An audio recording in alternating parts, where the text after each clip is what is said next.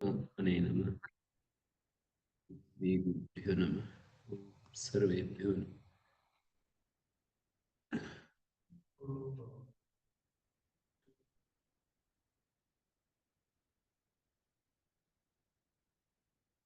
श्रीमद् भगवत गीता की ये दूसरी कक्षा है। कल प्रारंभ किया था हमने और इसमें ये बताया जा रहा है आगे। धृतराष्ट्र ने पूछा था कि क्या हुआ। संजय बताओ, मेरे और पांडव पुत्रों ने जो युद्ध के इच्छुक होकर के इकट्ठे हुए थे धर्म क्षेत्र कुरुक्षेत्र में, उन्होंने क्या किया। किमा कुर्वत किमा क्रियत।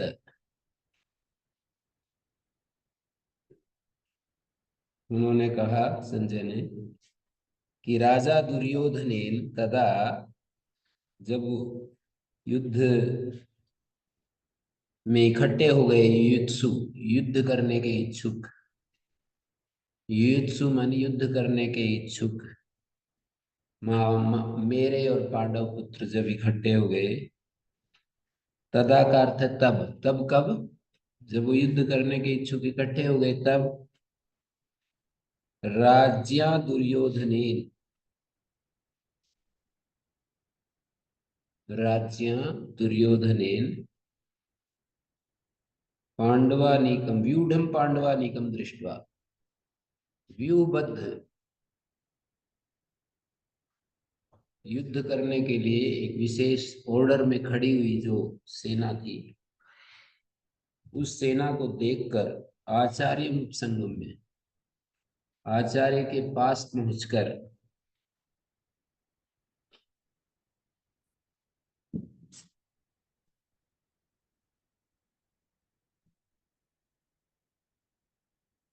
गले में दर्द खड़े होने से, आचार्य उपसंगम में आचार्य के समीप जाकर के राज्या दुर्योधनेन वचनम औच्यत, वचनम अब्रवीत वचनम औच्यत। राज्या, हम वाच्य परिवर्तन को देख रहे हैं, कर्तृवाच्य और कर्मवाच्य। अंग्रेजी में एक्टिव वॉइस पैसिव वॉइस कहते हैं। तो एक्टिव वॉइस को पैसिव वॉइस में, पैसिव वॉइस को एक्टिव वॉइस में। हम अंग्रेजी पढ़ते समय भी इस प्रक्रिया को दोहराते हैं। यहाँ पर भी संस्कृत सीखने के लिए जो वाक्य यहाँ पर गीता में कर्तृवाच्य का है, उसको कर्मवाच्य में, कर्मवाच्य के वाक्य को कर्तृवाच्य में जब हम बदलना सीखेंगे तो भाषा का बोध हो जाएगा। इसमें जो आपको दो बातें सामान्य नियम है, उनका अभ्यास करना होगा। जैसे सामान्य नियम यह है, कर्तृवाच्य में कर्ता में प्रथमा, कर्म में द्वितीया और कर्ता के अनुसार क्रिया। एक नियम देखो कितना सरल है, एक वाक्य में बता दिया मैंने। कर्तृवाच्य में कर्ता में प्रथमा होती है, प्रथमा विभक्ति। कर्म में द्वितीया होती है। कर्ता के अनुसार क्रियापद होता है। कर्ता के अनुसार क्रियापद का अर्थ है, कर्ता यदि प्रथम पुरुष का है तो क्रिया प्रथम पुरुष की, कर्ता यदि मध्यम पुरुष का है तो क्रिया मध्यम पुरुष की, कर्ता यदि उत्तम पुरुष का है तो क्रिया उत्तम पुरुष की। बहुत ही ये सरल व्यवस्था है जो आपके सामने रखी कर्तृवाच्य की। बस इसका अभ्यास, जैसे कि ऐसे गाड़ी चलाते समय ऐसे गियर चेंज करना पड़ता है, ऐसे स्टेयरिंग घुमानी पड़ती है। 1 मिनट में हम किसी को बता देंगे और अभ्यास मेनू करना पड़ता है। तैरने के लिए 1 सेकंड में हम बता देते हैं कि भाई ऐसे हाथ मारो बस। तैरने के लिए हाथ और पैर ऐसे मारो। टाइप सीखने के लिए हम ये बता देते हैं कि ऐसे ऐसे टाइप की जाती है, पर अभ्यास बहुत लंबे समय तक।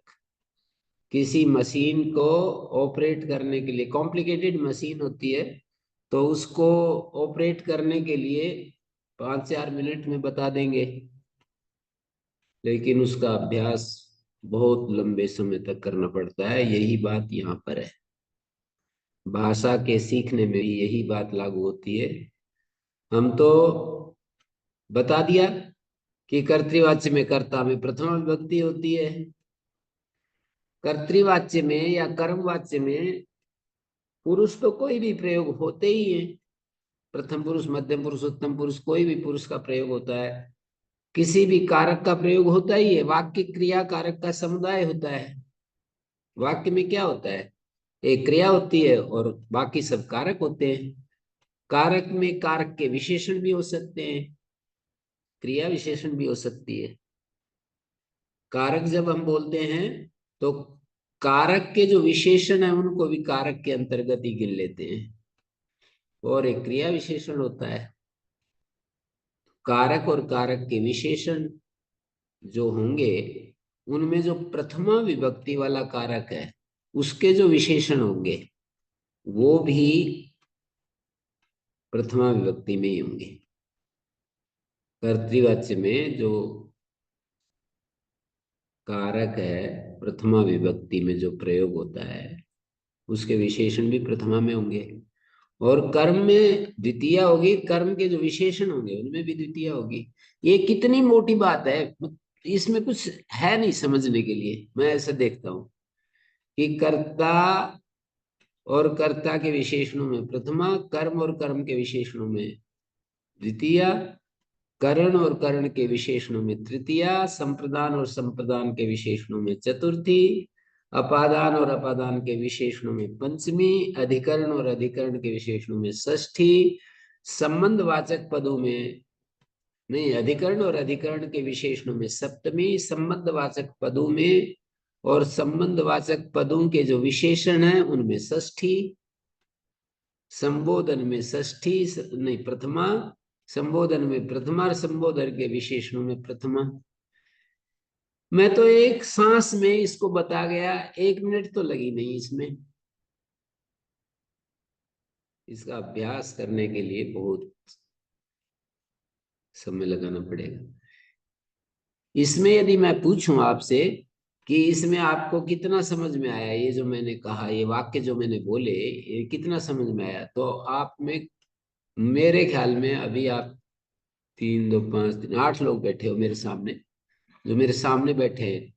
मूवी इसके ऊपर लैपटॉप पर जो बैठे हैं वो अलग है, पर ये जो साक्षात बैठे हैं इनकी मैं कह रहा हूं कि इनमें से किसको ये बात समझ में नहीं आई कि कर्तृवाच्य में कर्ता में प्रथमा और कर्ता के विशेषण में भी प्रथमा, कर्म में द्वितीय और कर्म के विशेषण होंगे उसमें भी द्वितीय, और क्रियापद कर्ता के अनुसार। ये जो मैंने वाक्य बोला क्रियापद कर्ता के अनुसार, इसको ऐसे समझिए कि कर्ता जो होगा वो 3 पुरुषों में से कोई एक होगा। 3 पुरुषों में से कोई एक कर्ता होता है।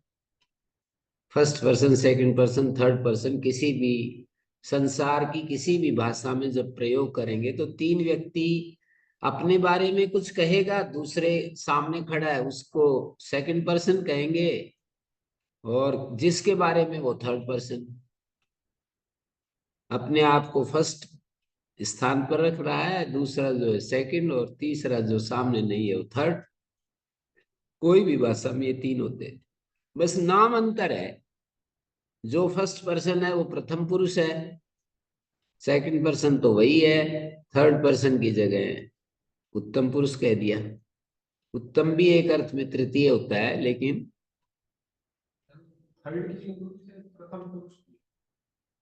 प्रथम पुरुष जो होता है वो थर्ड पर्सन होता है, पर उसका नाम प्रथम रख दिया। भारतीय संस्कृति जो सामने नहीं है उसको भी प्रथम स्थान देना चाह रही है। जो जिसके बारे में जो सामने वो तो द्वितीय है, और मैं उत्तम हूं, तीसरा हूं। उत्तम का अर्थ 3 में जो अंतिम होता है वो उत्तम होता है। उत्तम का एक अर्थ होता है श्रेष्ठ, वहां पर भी श्रेष्ठ, श्रेष्ठतर और श्रेष्ठतम, प्रशस्य, प्रशस्यतर और प्रशस्यतम, तो तीसरा हो गया ना प्रशस्यतम। मानी साधारण, मध्यम, साधारण से मध्यम ज्यादा अच्छा है, और मध्यम से जो तीसरा है और भी अच्छा है। तो उत्तम अपने में हीन भावना नहीं रख रहे, किसी अदृश्य को हम प्रथम कह रहे हैं, दूसरा सामने उसको मध्यम कह रहे हैं, और अपने में हीन भावना रख रहे, अपने को उत्तम कह रहे हैं। तो यहाँ पर अपने को हमने उत्तम कहा। बस नाम को भी थोड़ा सा ध्यान रखना पड़ेगा, ये नाम में भी कंफ्यूजन होता रहेगा काफी दिन तक। अब जैसे व्याकरण हम पढ़ते हैं तो उसमें प्रत्याहार की एक प्रक्रिया होती है। मैं समझता हूं कि मैं जब अपने पूर्व दिनों को याद करूं तो मुझे तुरंत याद ही वो जैसे हम कहते हैं कि झल, जैसे ही कहते हैं बस, भस, ये जो प्रत्याहार हैं इनमें कौन कौन से वर्ण आते हैं, ये अभ्यास करने के लिए बहुत, मैं ये कह सकता हूं कि 1 साल लग गया होगा, लेकिन झट नाम लेते ही वो उपस्थित हो जाए चित्र। जैसे ही हम कहें कि यण, तो ये वरल है, तुरंत चित्र उपस्थित हो जाए। जस, तो तुरंत चित्र आ जाए। ये अभ्यास न होने से भी संधि नियम हमारे को ठीक से काम नहीं कर पाते हैं। अभ्यास की इतनी बड़ी महिमा है कि हमारे गुरु जी कहते थे, अभ्यास की इतनी बड़ी महिमा है कि यदि अभ्यास सही है तो ज्ञान की कोई आवश्यकता नहीं।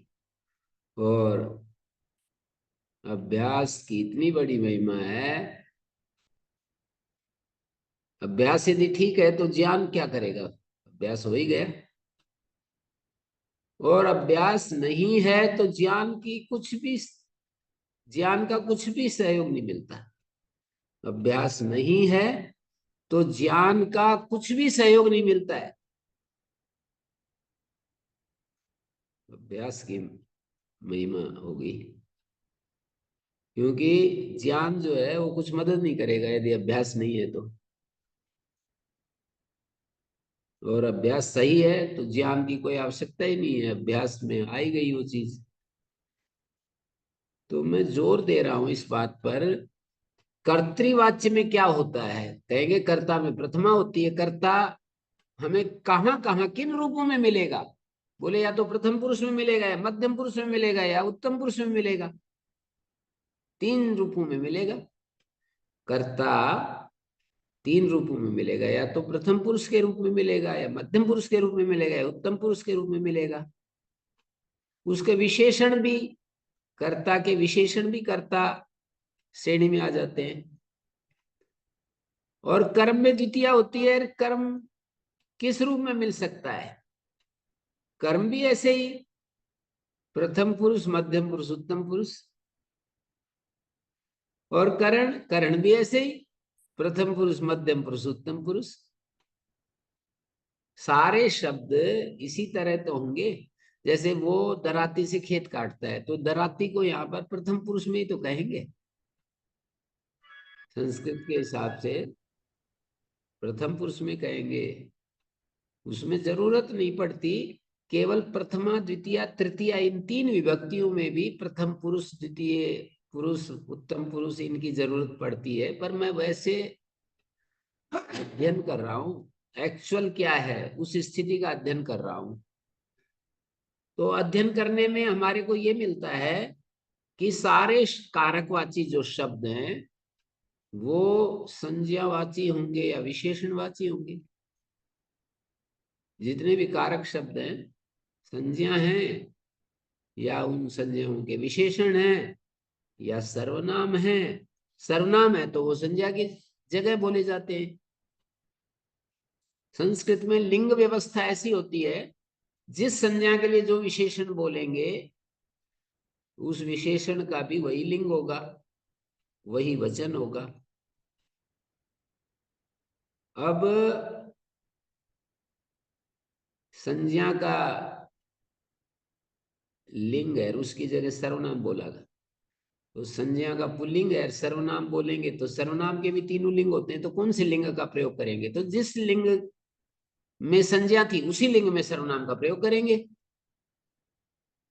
पुल्लिंग में संज्ञा थी तो सर्वनाम भी पुल्लिंग का आएगा। रामः गृहम् अगच्छत्, स प्रतिदिनम पठति स्म। स बोला मैंने। रमा गृहम् अगात, सा बोला फिर। सा अतितराम शोभनम पठति स्म। फिर मैंने कहा ब्राह्मण कुलम कुत्र गतम तद्धि अतीव शोभनम कार्य करो इसमें। अब मैं ब्राह्मण कुलम की जगह तत् बोलूंगा, रमा या लता की जगह मैं सा बोलूंगा, रामा की जगह मैं स बोलूंगा, ऐसा कह रहा हूं। तो ये जो सर्वनाम पद होते हैं ये भी तीनों लिंगों में बोले जाते हैं। इसलिए कई लोग कह देते हैं अंग्रेजी तो बहुत ही सरल भाषा है, बहुत ही सरल। सरल होते हुए भी और जानते होते हुए भी मैं तो अंग्रेजी बोल नहीं सकता।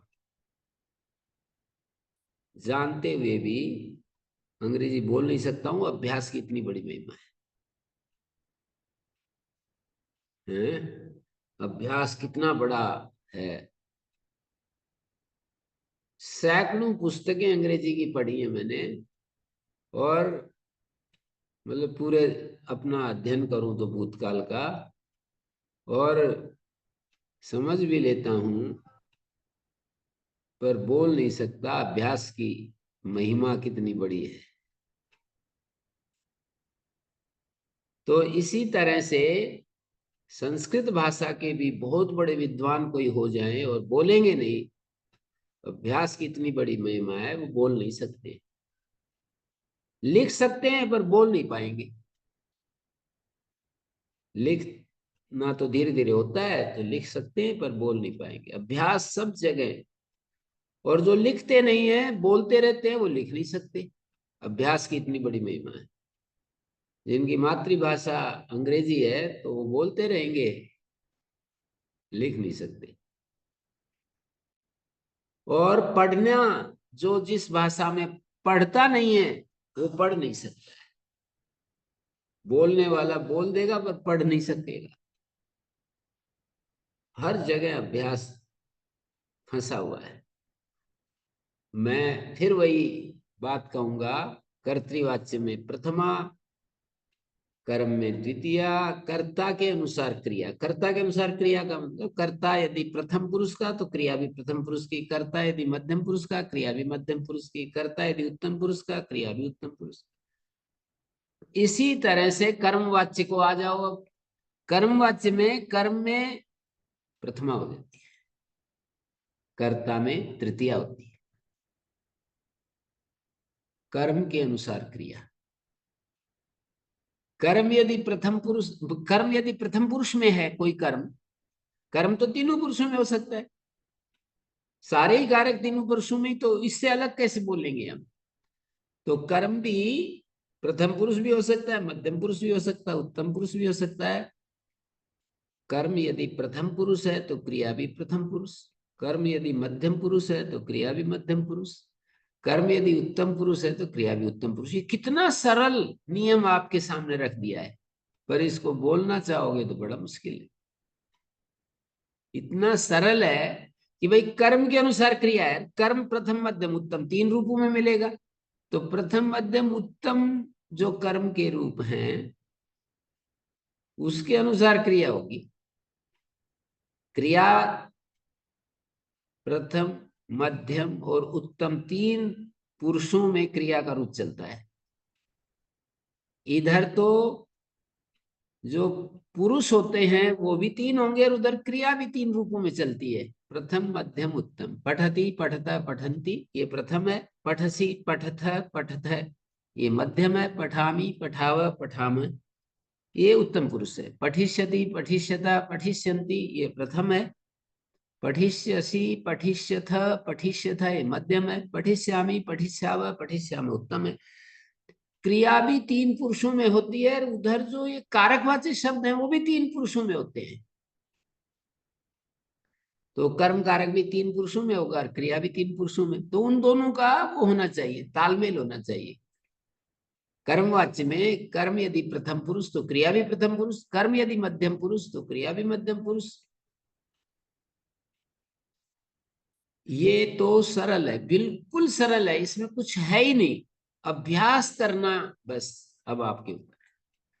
अहम त्वाम ताड़यामी, यहाँ अहम के अनुसार ताड़यामी है। अहम त्वाम ताड़यामी, अहम के अनुसार ताड़यामी, ऐसा समानाधिकरण। अहम करता है, ताड़यामी क्रिया है, इन दोनों का समानाधिकरण है। दोनों मिलकर के एक ही बात को मिलकर के कह रहे हैं। कारक और क्रिया दोनों मिलकर के एक बात को कह रहे हैं। क्रिया भी उत्तम पुरुष में है और कारक भी उत्तम पुरुष में है, तो समानाधिकरण हो गया ना। व्यधिकरण और समानाधिकरण दो शब्दों को आपको समझना है। कारक और क्रिया का व्यधिकरण यदि है तो फिर वो क्रिया में वो नहीं चलेगा। समानाधिकरण होना चाहिए। पुरुष का और क्रिया का पुरुष और इधर कारक का पुरुष दोनों का एक अधिकरण होना चाहिए। इनकी एक लाइन होनी चाहिए। कर्तृवाच्य में कर्ता का और क्रिया का समान अधिकरण हो जाए। कर्ता प्रथम पुरुष तो क्रिया भी प्रथम पुरुष। जैसे देवदत्ता ग्रामम गच्छति, देवदत्ता और गच्छति का समान अधिकरण है। देवदत्ता ग्रामम गच्छति में गच्छति का और ग्रामम का समान अधिकरण नहीं है। गच्छति तो कर्ता में है, ग्रामम कर्म है, समान अधिकरण का हुआ। देवदत्तेन ग्राम गम्यते यदि बोलेंगे तो अब इस वाक्य में दूसरा वाक्य जो मैंने बोला, यहां पर ग्राम और गम्यते का समानाधिकरण है, देवदत्त का समानाधिकरण नहीं है। कैसे? देवदत्तेन ग्राम गम्यते, गम्यते कर्म पद है, कर्मवाच्य की क्रिया है, और ग्राम भी कर्मवाच्य है। यहाँ पर कर्म में प्रथमा हो गई है, बस इतनी बात है। कर्म में प्रथमा हो गई है कर्मवाच्य है कर्म। ये दिमाग में से निकाल देना है कि कर्म में हमेशा द्वितीय होती है, हमेशा द्वितीय नहीं होती है, कर्म में प्रथमा भी होती है। कर्म में द्वितीय हो ये जरूरी नहीं, कर्म में प्रथमा भी होती है। कर्म में द्वितीय केवल कर्तृवाच्य में होती है, और कर्म में प्रथमा कर्मवाच्य में होगी। ऐसे ही कर्ता में हमेशा प्रथमा होती है, इस बात को निकालो। कर्तृवाच्य में कर्ता में प्रथमा होती है, कर्मवाच्य में कर्ता में तृतीय हो जाएगी। तो ये इस पृष्ठभूमि के साथ यदि आप समझेंगे इसको, मैंने ज्यादा इसको भारी नहीं बनाया व्याकरण सूत्रों के द्वारा, केवल सरल सरल भाषा में आपको समझाने की कोशिश की है। समझ में तो आगे, पर अभ्यास बहुत मुश्किल चीज है, मैं बता चुका हूं। अभ्यास बहुत कठिन चीज है।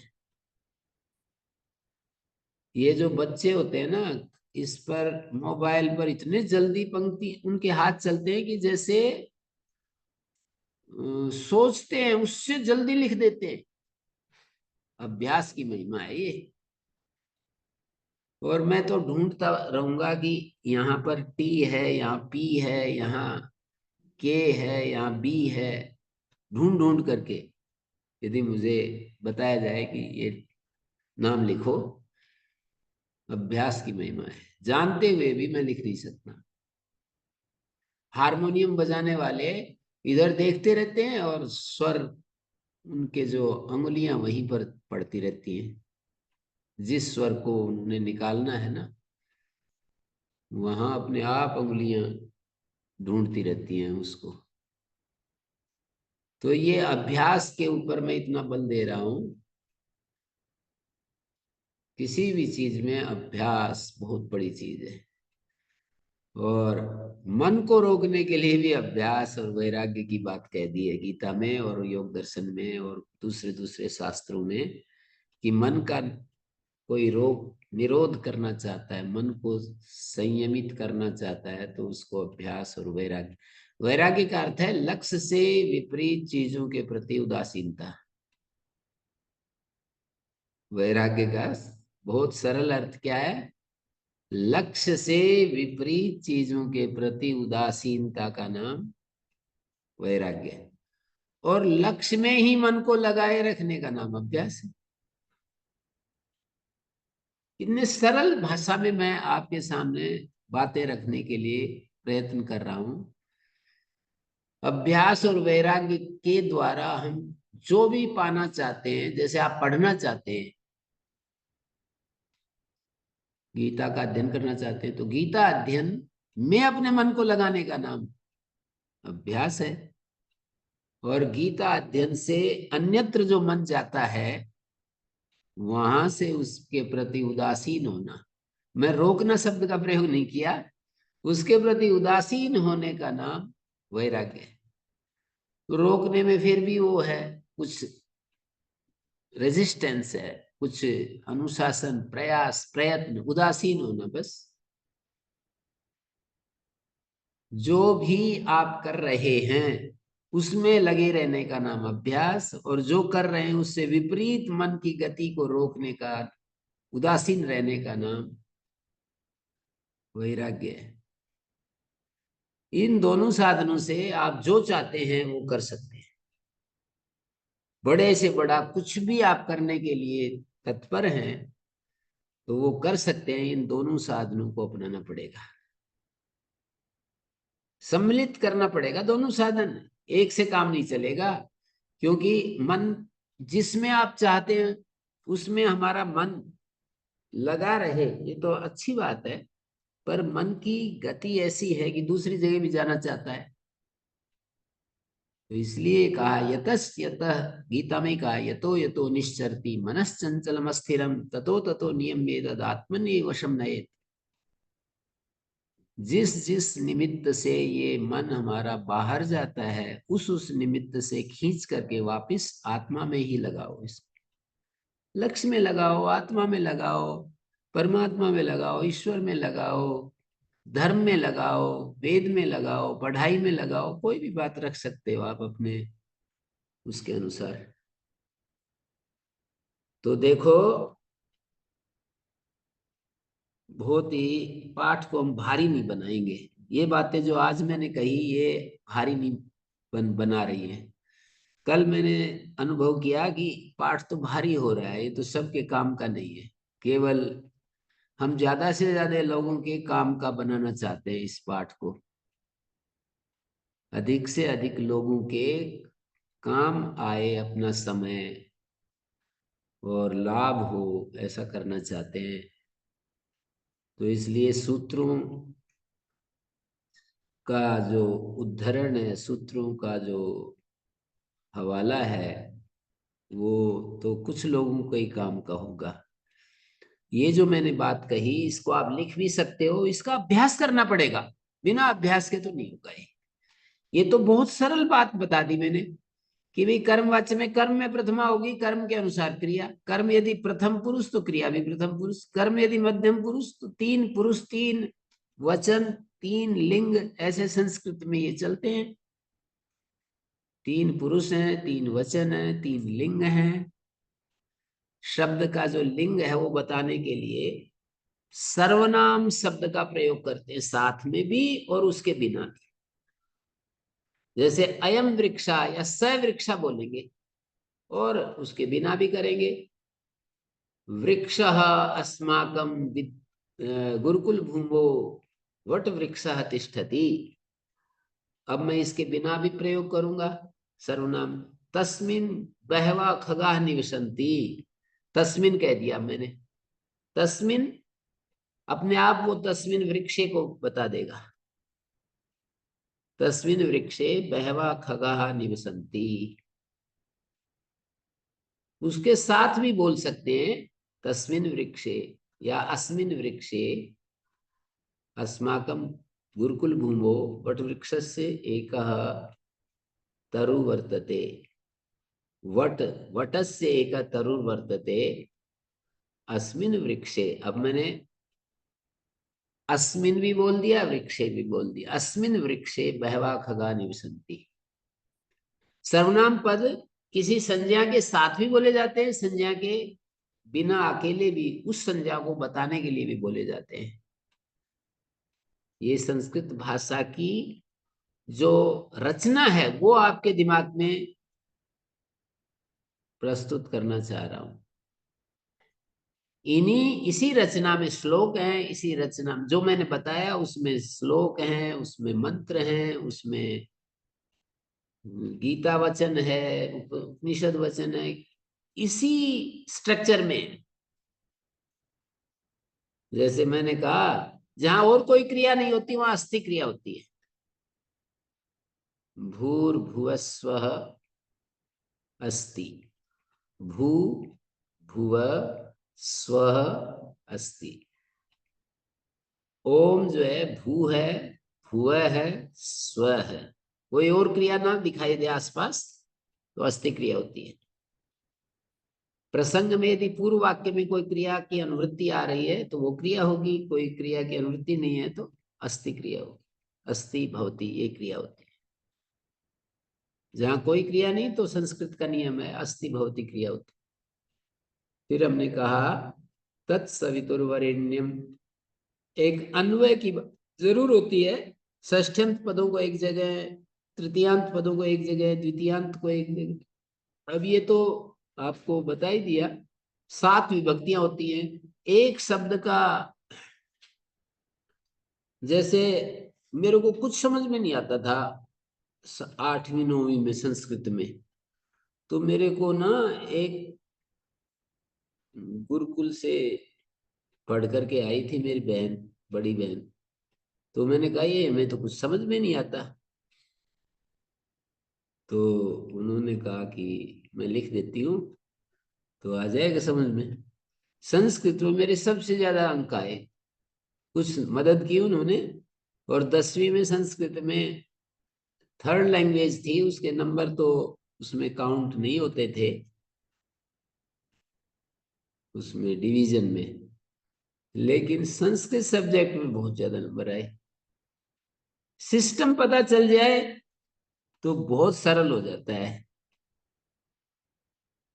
8वीं 9वीं तक तो मेरे को, 9वीं तक शायद मेरे को 9वीं में बताया गया था या 10वीं में बताया गया था। 10वीं तक कुछ पता नहीं था कि कैसे क्या है ये, समझ में ही नहीं आता था कि ये करें तो कैसे करें इसको।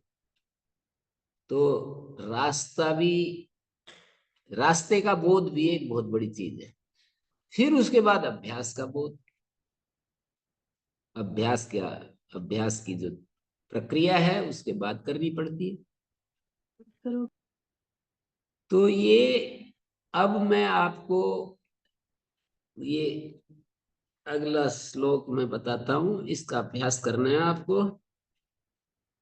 पश्येतां पांडुपुत्राणाम आचार्य महतीं चमूं व्यूढ़ां द्रुपदपुत्रेण तव शिष्येण धीमता।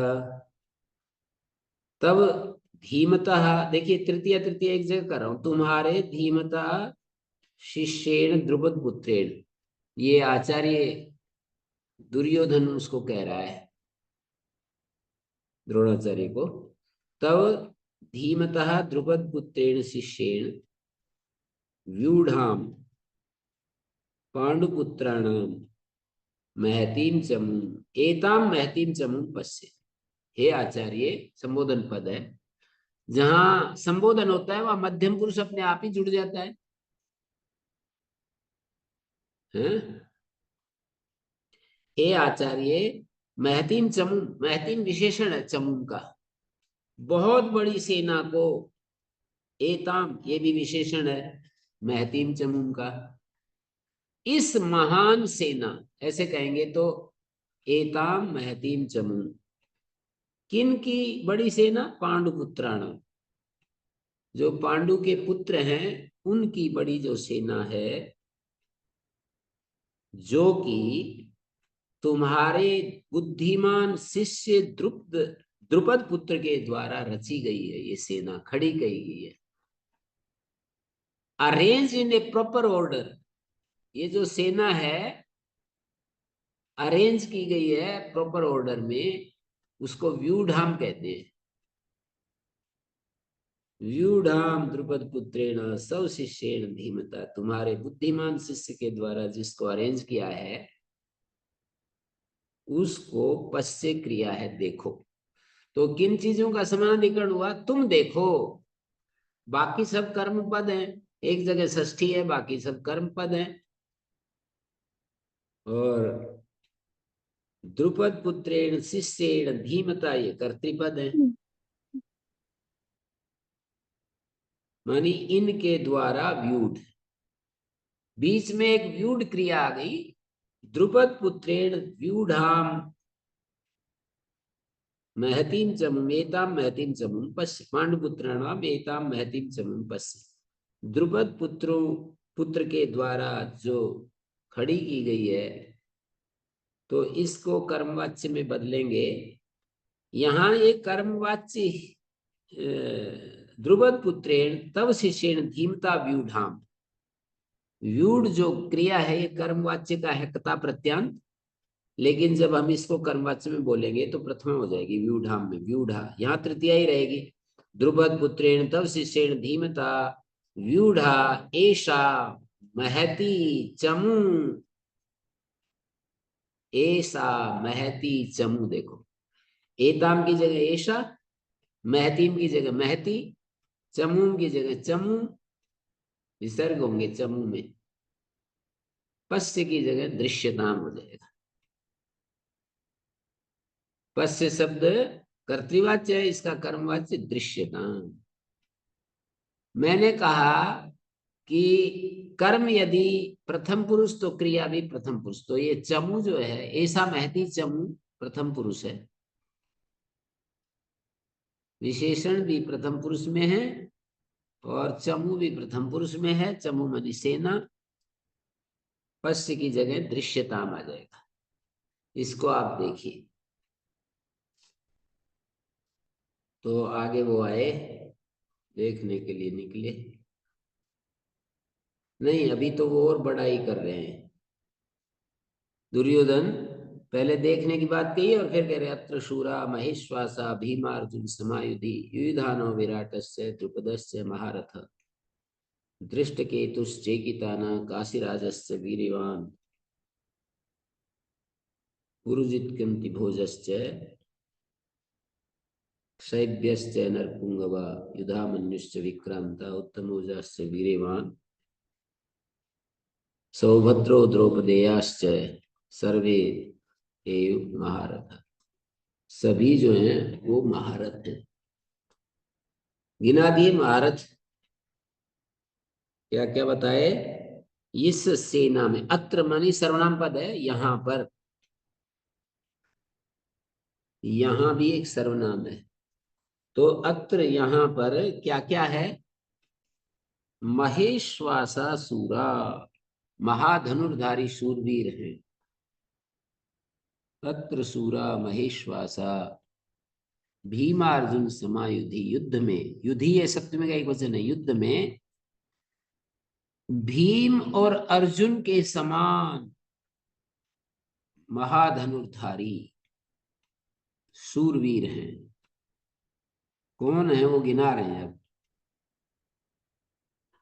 अत्र इस पांडव सेना में युद्ध के विषय में भीमार्जुन के समान शूर हैं, महेश्वासा सूरा संति। महाधनुर्धारी, महेश्वासा महान ईश्वास है जिनका, ईश्वास धनुष को कहते हैं। ईशून अस्यति प्रक्षिपति ईश्वास है धनुष, और महान धनुष है जिनका महेश्वास है। ईश्वास क्या है, ईशु मानी बाण, और अस धातु फेंकने अर्थ में, ईशु जिसके द्वारा फेंकते हैं वो क्या है, धनुष। और महान धनुष है जिनका महेश्वासा सूरा संति। अत्र सूरा महेश्वासा भीमार्जुन समा भीम और अर्जुन के समान। फिर आगे का युयुधानो विराटश्च, युयुधान सात्विकी का नाम है। पांडव सेना का एक योद्धा था, सात्विकी वीर योद्धा था। युयुधानो विराटश्च द्रुपदश्च महारथा। महारथ कौन होता है? आत्मानं सारथिम च अश्वान रक्षण युद्धेत यो नरा स महारथ संज्ञा स्यात्। महारथ का लक्षण किया है कि अपने को भी बचाए, रथ को भी बचाए, सारथी को भी बचाए, अश्वों को भी बचाए, सबको बचाए, बचाता हुआ युद्ध करे, उसको महारथ कहते हैं। तो यहाँ पर देखिए, युयुधान सात्विकी का नाम है और विराट एक नाम है ये भी।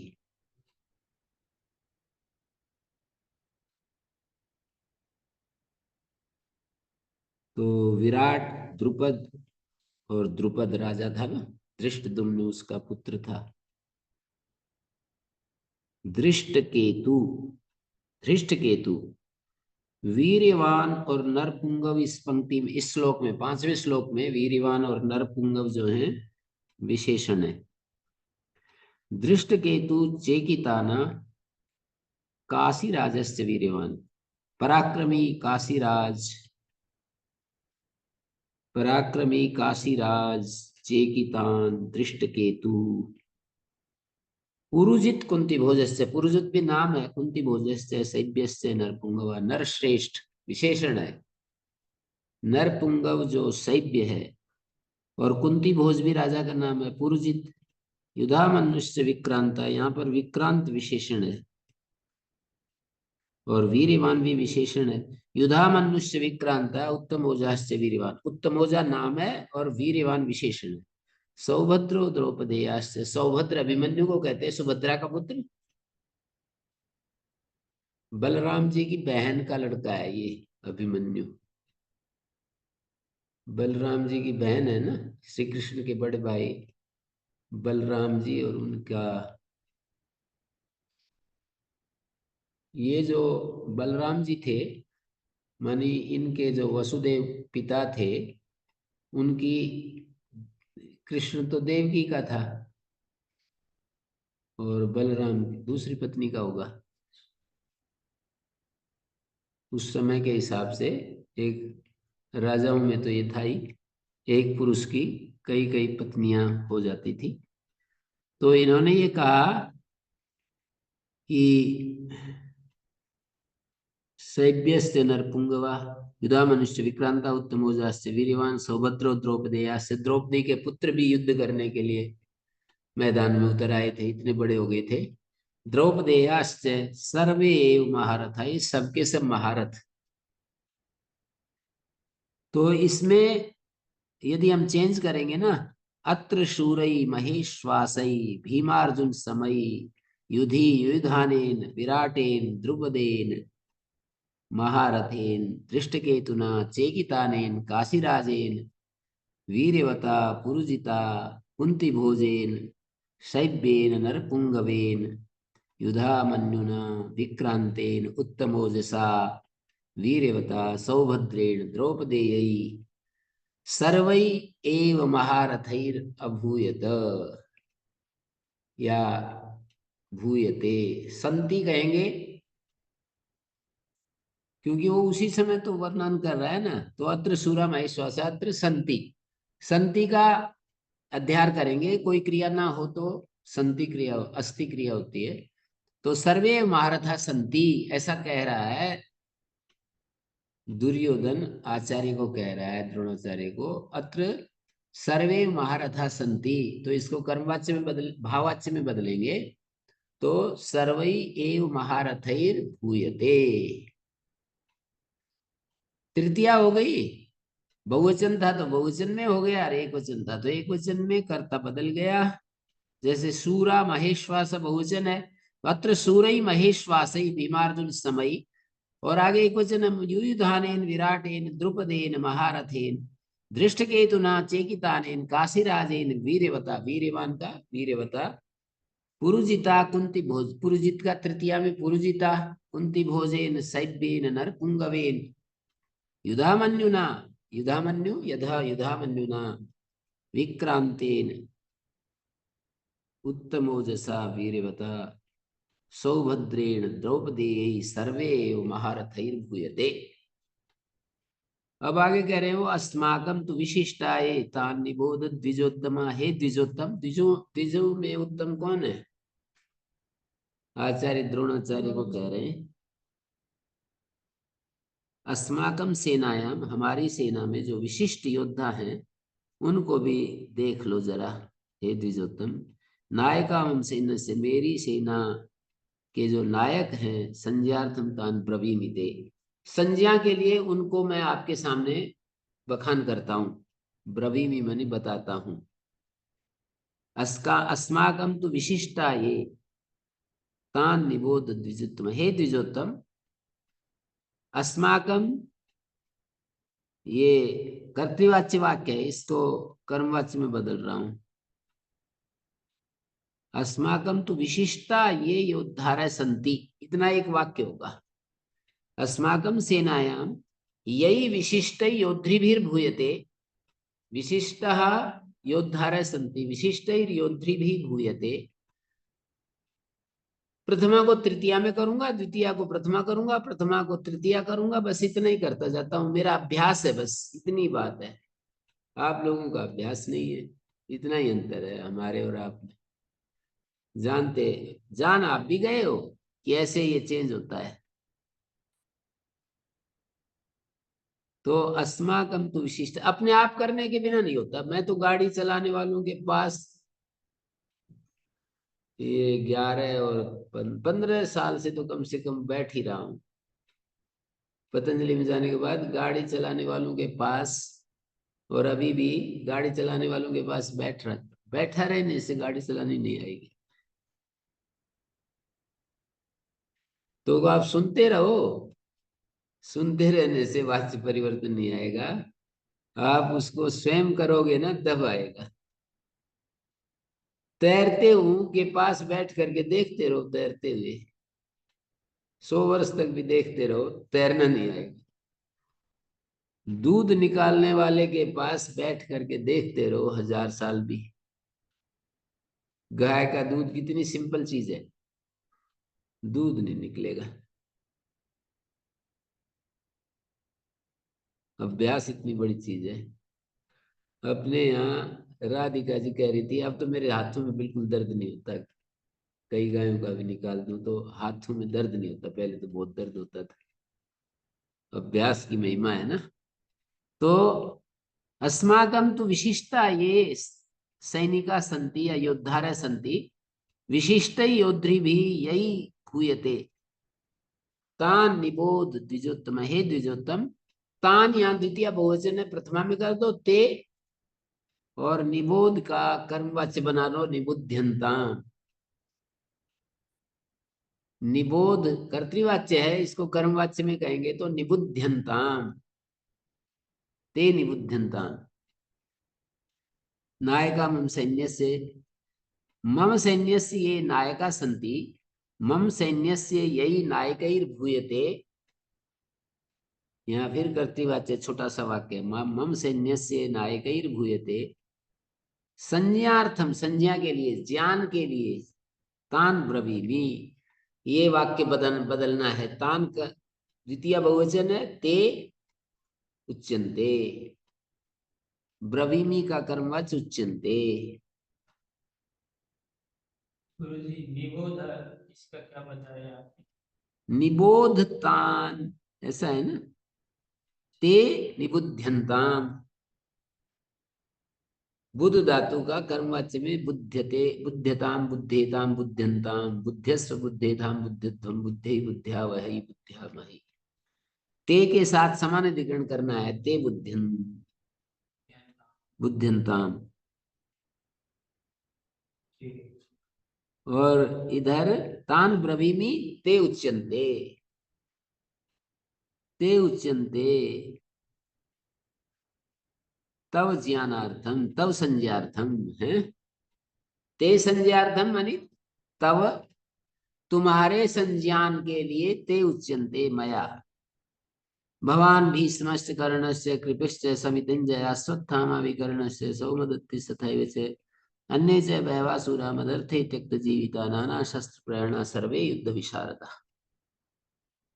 भगवान मानी द्रोणाचार्य स्वयं आप हैं, भीष्म हैं, कर्ण हैं, कृपाचार्य हैं और समितिंजया।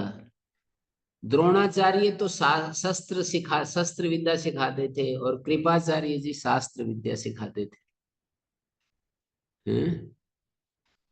समितिंजया का युद्ध विजय करने वाले कृप का विशेषण है। कृप विशेषण है, समितिंजया सबका भी विशेषण हो सकता है। तो युद्ध पर में जीतने वाला कृप है, कर्ण है, भीष्म है, आप हैं, ऐसा भी हो सकता है। अश्वत्थामा विकर्णस्य सौमदत्ति तथैव।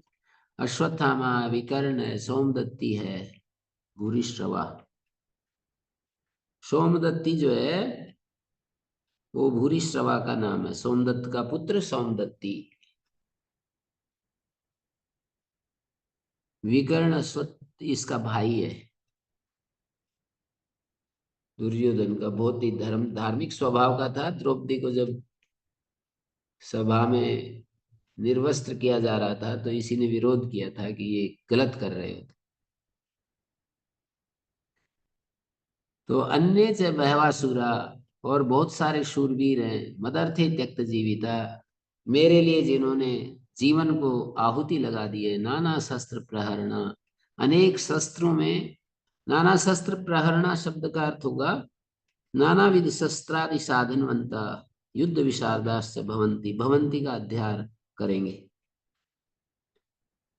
संति कहीं भवंती, इनका अध्ययन करेंगे। सर्वे भी नाना शस्त्र प्रहरणा, नाना विधानी अनेक प्रकाराणि शस्त्राणि आयुधानि प्रहरणानि प्रहरण साधनानि येषां ते तथोक्ता। समास करके बताया मैंने, नाना विधानी शस्त्राणि प्रहरण। प्रहरण में प्रपूर्वक ह्री धातु से करण कारक में वो है लुट प्रत्यय। तो नानाविध प्रहरण साधन है जिनके, जब कर्ण में लुट होता है तो प्रहरण का अर्थ हो जाएगा प्रहरण साधन। नाना विधानी नाना प्रकाराणि शस्त्राणि आयुधानि प्रहरणानि प्रहरण साधनानि येषां, जिनके पास अनेक शस्त्र हैं प्रहार करने के साधन के रूप में। और कोई कहे कि कितने ही साधन हो, उनका प्रयोग ही करना न आए तो क्या है? बोले नहीं, सर्वे युद्ध विशारद, सब युद्ध में निपुण है। तो इसको हम ऐसे कहेंगे, भवता भीष्मेन कर्णेन कृपेन समितिंजयेन अश्वत्थाम्ना विकर्णेन सोमदत्तिना तथैव च अन्यैश्च बहुभिः शूरैः मदर्थे त्यक्त जीवितैः भूयते नाना शस्त्र प्रहरणै सर्वै युद्ध विशारदैर भूयते। सब में तृतीया कर दी और बाद में भूयते बोल दिया मैंने बस। अभी प्रथमा है और संति भवंती बोलते हैं। संति या भवंती बोलेंगे, फिर भूयते बोलेंगे। संति भवंती भवती इसका भाववाच्य बनेगा तो भूयते बस। भाववाच्य जो होता है वो प्रथम पुरुष एक वचन की क्रिया होती है और कर्ता में तृतीया हो जाती है, बस इतना ही होता है। कर्ता में तृतीया, प्रथम पुरुष एक वचन की क्रिया होती है। जैसे हम कहें हम सोएंगे, अस्माभिः सहिष्यते, तुम सोओगे त्वया सहिष्यते, मैं सोऊंगा मया सहिष्यते, वे सोएंगे तई सहिष्यते, सहिष्यते रहेगा। या सह्यते में लट लकार में बोलूं तो मया सह्यते, त्वया सह्यते, तई सह्यते, ते ताभ्याम सह्यते, मया आवाभ्याम सह्यते, अस्माभिः सह्यते, एक ही रहेगा। तो ये युद्ध विशारदैर भूयते। अश्वत्थामन शब्द का रूप अश्वत्थामना, प्रथमांत है तो विकर्णेन, सोमदत्ती है तो हरि की तरह सोमदत्ती ना। अन्य च बहवासुरई, यहाँ पर सर्वनाम शब्द है अन्य, अन्यैश्च बहुभी सूरई मदर्थे त्यक्त जीवितई, ऐसा हो गया। आगे देखिए, अपर्याप्तम तदस्माकं बलम भीष्माभिरक्षितम, पर्याप्तम तो इदमेतेषां बलम भीमाभिरक्षितम। दुर्योधन बता रहा है अस्माकं बलम भीष्माभिरक्षितम अपर्याप्तम अस्ति, हमारे सेनापति भीष्म जी हैं, तो भीष्माभिरक्षितम बलम, बलम मानी सेना, हमारी सेना के सेनापति भीष्म जी हैं, तो भीष्माभिरक्षितम बलम अस्माकं अपर्याप्तम अस्ति, तो अस्ति का कर्म भाववाच्य बनेगा भीष्माभिरक्षितेन अस्माकं बलेन तेन बलेन पर्याप्तेन भूयते, पर्याप्तम तो इदम एतेषाम, एतेषाम बलम भीमाभिरक्षितम पर्याप्तम अस्ति। अपर्याप्तम का अर्थ होता है असीम है, पर्याप्त का अर्थ होता है सीमित है। भीमाभिरक्षित, उनकी 7 अक्षौणी सेना, उनकी 11 है, 7 और 11 का तो अंतर होगा ना।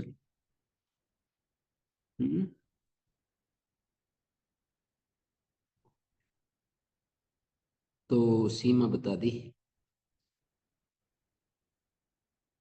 तो इन्होंने कहा पर्याप्तम तो इदम एतेषाम, एतेषाम भीमाभिरक्षितेन बलेन तु अनेन पर्याप्तेन भूयते, अयनेषु च सर्वेषु यथा भागम अवस्थिता भीष्ममेव अभिरक्षन्तु भवन्तः सर्वे एव हि।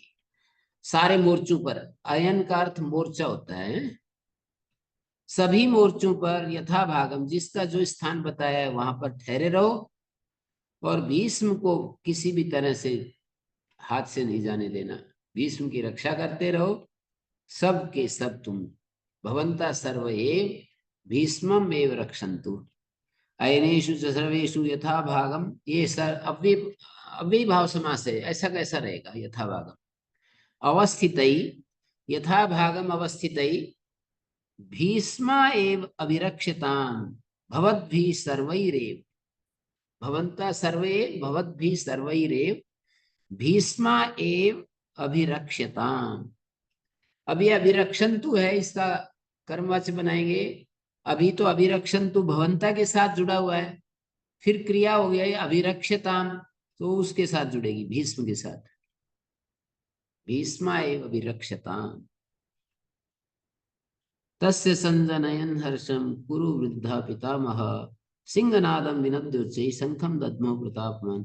तस्य माने उस दुर्योधन का हर्ष बढ़ाता हुआ कुरु वृद्ध जो पितामह थे, सिंहनादम, सिंहनाद से ऊंचे वो शंख, विनद्योच्चै,